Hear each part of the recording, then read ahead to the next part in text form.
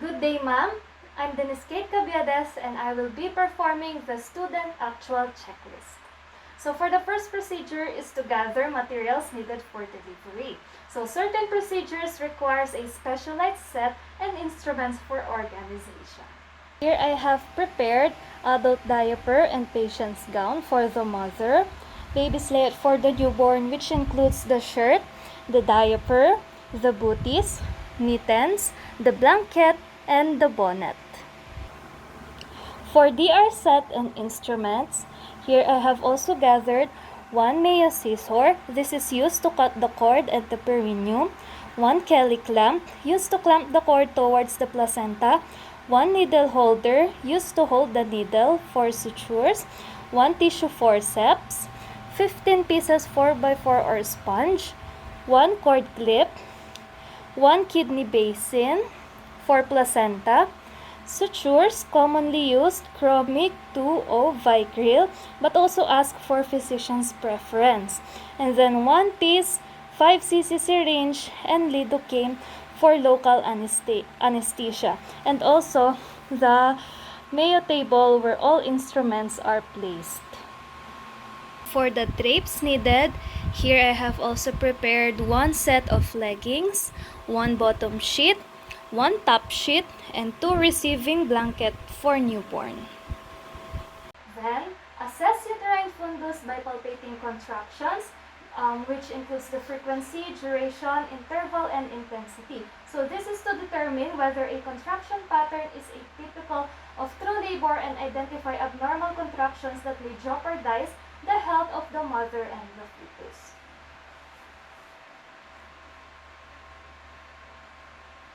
So here I am assessing for the pattern of contractions. So first is for the frequency. It is the period from the beginning of the uterine contraction to the beginning of the next. And this is expressed in minutes and fractions of minutes, such as contractions 154 minutes apart. And the next is the duration. It is the length of each contraction from beginning to end, and it is expressed in seconds. For example, uterine contractions last 55 to 65 seconds. And then intensity, it is the strength of the contractions. So it is described as mild if it is like the tip of the nose, moderate if it is like the chin, and strong if it is like the forehead. And then lastly is for the interval or the period between the end of one contraction and the beginning of the next contraction. So most fetal exchange of oxygen, nutrients, and waste products occurs in the placenta at this time. Then, monitor progress of labor using partograph. So this records the vital observations to assess progress during labor using a graph and to recognize deviation from the norm and decide on timely referral.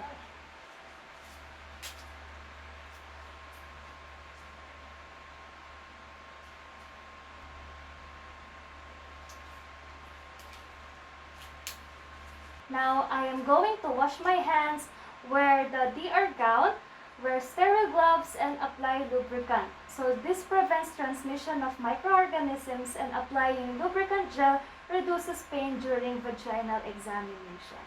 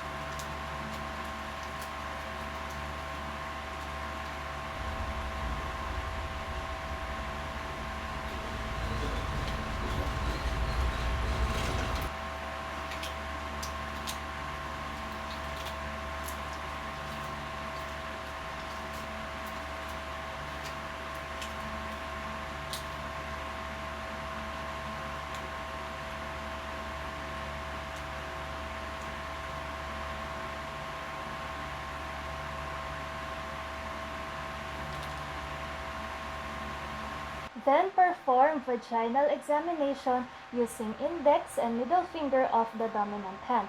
The thumb and other fingers are kept out away to avoid carrying microorganisms into the vagina. So this is to determine cervical dilatation, effacement, fetal position, presentation, station, and whether the membranes have ruptured.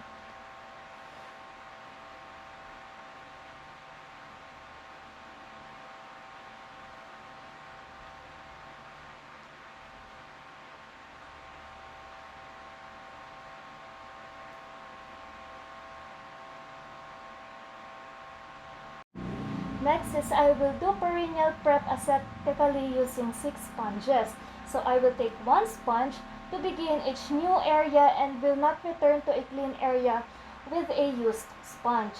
So here are the proper order and motions. So first is I will use a zigzag motion from mons pubis to lower abdomen just above the symphysis pubis. And then discard.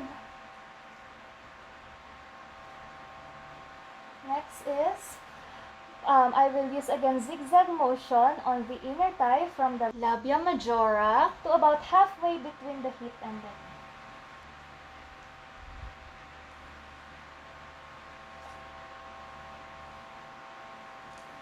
And then discard, and then I will repeat again.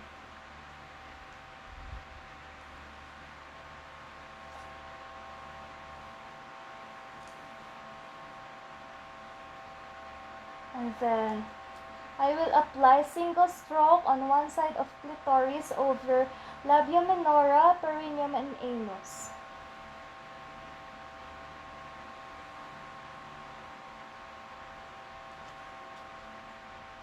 And then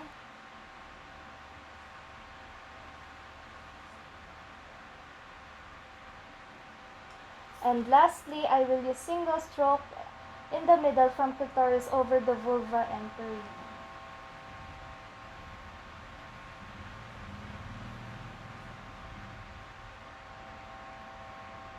So this prevents contamination or cross-contamination of an area which is already clean. Now, I will apply sterile drapes. So this is depending on agency practice. So I will put 2 leggings.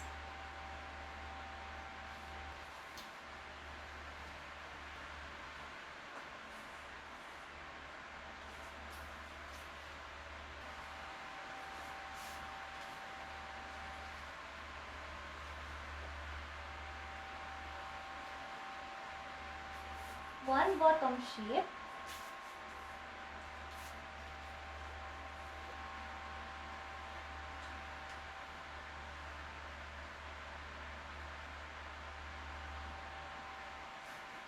And 1 top sheet.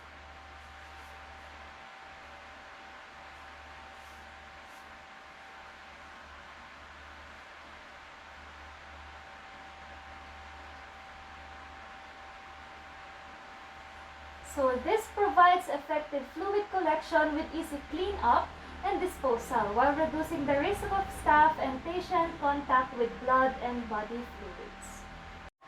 Next is to deliver the head of the baby. So if an episiotomy is needed, it should be performed when the head is well crowned like this. So this minimizes blood loss from episiotomy.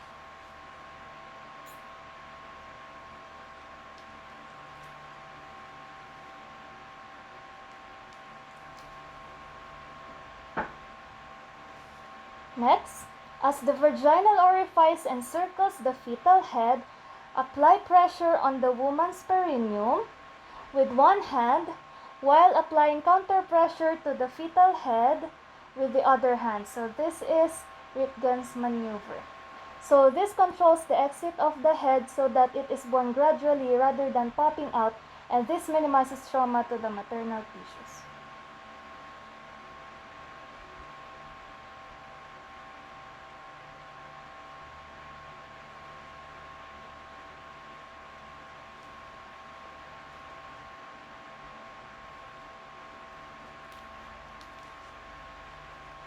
Then wipe secretions from the infant's face. And then suction the mouth and nose with bulb syringe.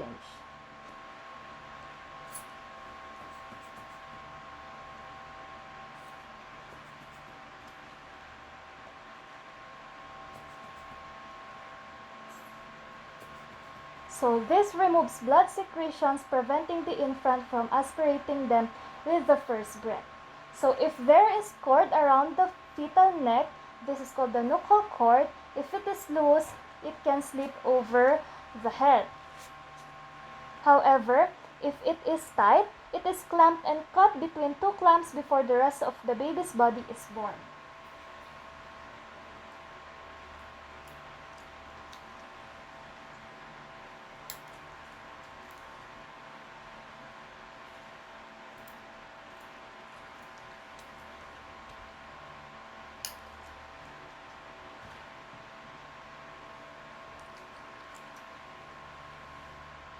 Then cut. So this allows the rest of the birth to occur and prevents stretching or tearing the cord.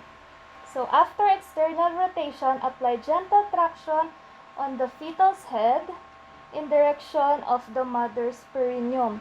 So external rotations allows the shoulder to rotate internally and aligns their transverse diameter with the antero-posterior diameter of the mother's pelvic outlet. Traction on the head in the direction of her perineum allows interior fetal shoulder to slip under the symphysis pubis.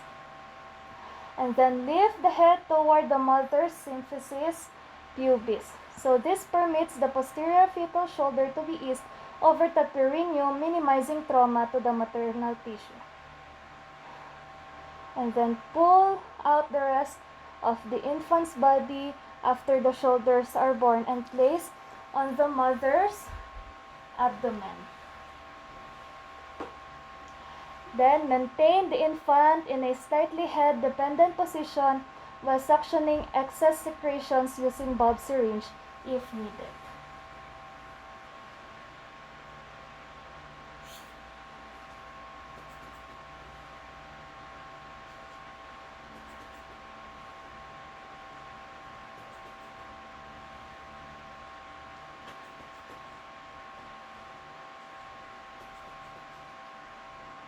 So gravity aids in spontaneous drainage of secretions and prevents aspiration of oral mucus secretions. Next is the delivery of the placenta. So the delivery has a shortest stage lasting up to 30 minutes within an average length of 5 to 10 minutes. So first is to identify signs of placenta separation. So first is to assess whether the fundus is firmly contracting. So after birth of the fetus, a strong uterine contractions cause the placental site to shrink markedly.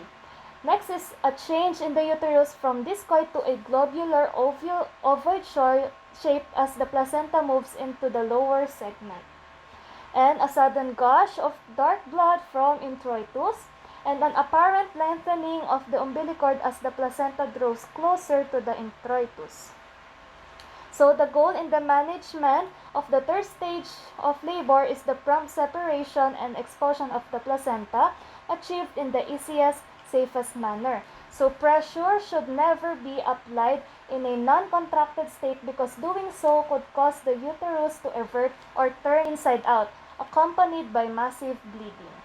Then, apply controlled traction on the umbilical cord and gentle massage when signs of separation are noted.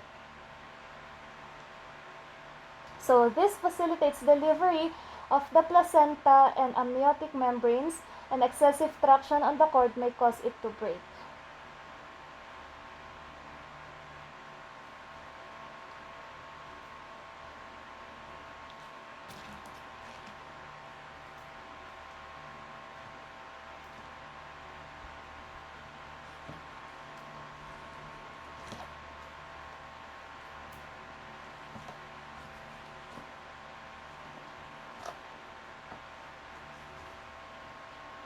And then, inspect the placenta for completeness.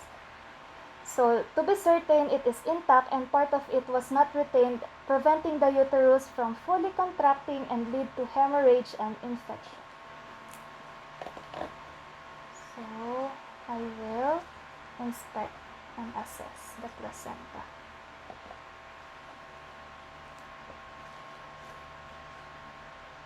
Next is to assist in episiotomy as needed. So, I will be taking note of the types of episiotomy done. So, here, there are two types of episiotomy incisions.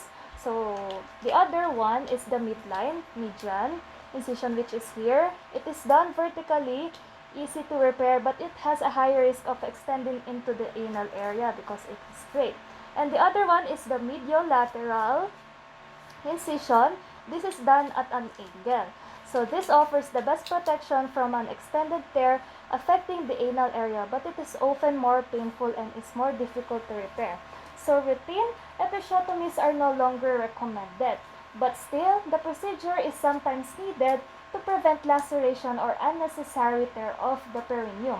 The pain and discomfort resulting from episiotomies can interfere with mother-infant interaction, breastfeeding, re-establishment of sexual relationship with partner, and even emotional recovery after birth.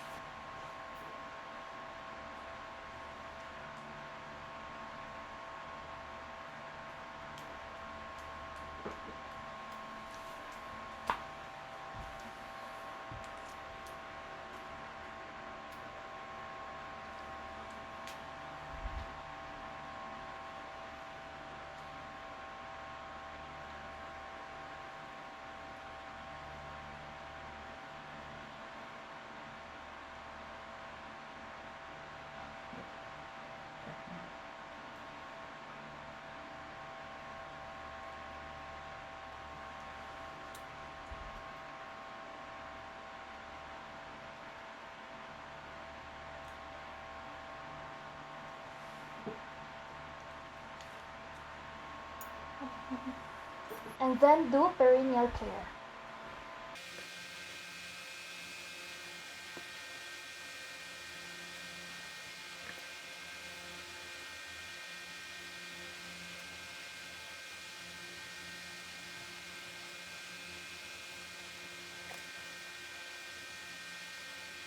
Then place adult diaper.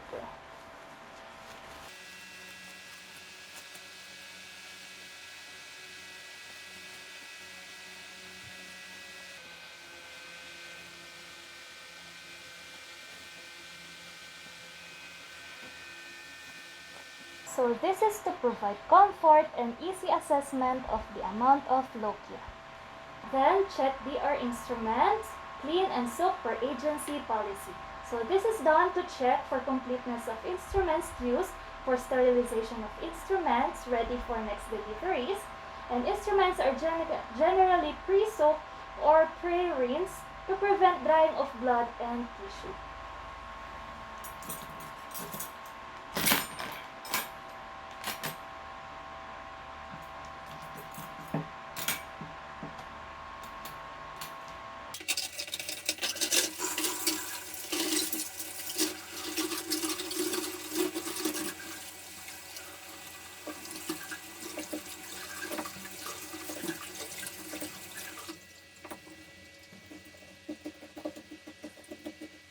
And then disinfect the delivery room and DR table.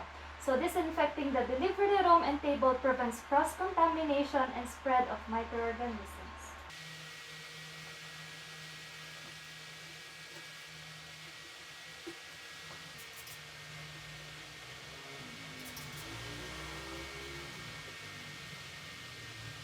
And lastly is to record the procedures done, assessment, and data of the client.